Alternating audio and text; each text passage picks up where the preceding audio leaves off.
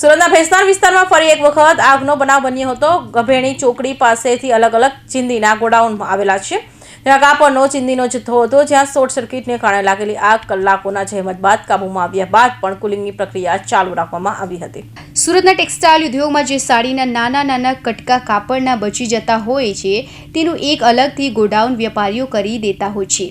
ઘણા લોકો ટેક્સટાઇલ માર્કેટમાં જે વધેલા કાપડના ટુકડા હોય છે તેને એકત્રિત કરતા હોય છે. તેવી રીતે ગભેડી વિસ્તારમાં ચોકડી પાસે ખુલ્લા પ્લોટની અંદર આવા ગોડાઉન ઊભા કરી દેવામાં આવ્યા છે. અંદાજે 3 એકર જેટલી જમીનમાં આ ગોડાઉન ખુલ્લા પ્લોટમાં રાખવામાં આવ્યા છે, જેમાં ખૂબ મોટા પ્રમાણમાં કાપડનો ચીંદીનો જથ્થો છે. જ્યાં મોડી રાત્રે આગનો બનાવ બન્યો હતો. કાપડનો જથ્થો ખૂબ જ મોટા પ્રમાણમાં હોવાને કારણે આગ ઉપર કાબૂ મેળવવો ખૂબ જ મુશ્કેલ બન્યો હતો. અલગ અલગ ફાયર સ્ટેશનની ગાડીઓએ પણ ઘટના સ્થળે પહોંચી આગ પર કાબૂ મેળવવાનો પ્રયાસ કર્યો હતો, પરંતુ આગ વિકરાળ હોવાને કારણે કાબૂ મેળવવો મુશ્કેલ બન્યો હતો.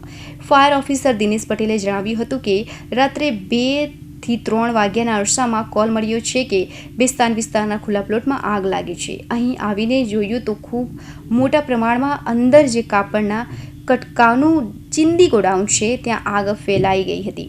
15 બ્રિગેડની ગાડીઓ બોલાવીને આગ ઉપર કાબૂ મેળવવાનો પ્રયાસ કરવામાં આવ્યો હતો.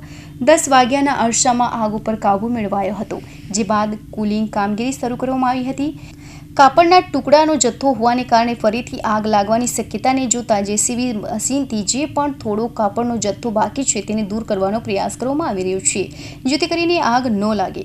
પ્રાથમિક તપાસમાં સર્કિટને કારણે આગ લાગી હોવાનું સામે આવ્યું છે. ખુલ્લા પ્લોટ ઉપર આ ગોડાઉનમાં કોઈ એક માલિક નથી, પરંતુ અલગ અલગ વ્યક્તિઓ દ્વારા ગોડાઉન શરૂ કરવામાં આવ્યું છે. Bureau report, Hind TV news, Surat.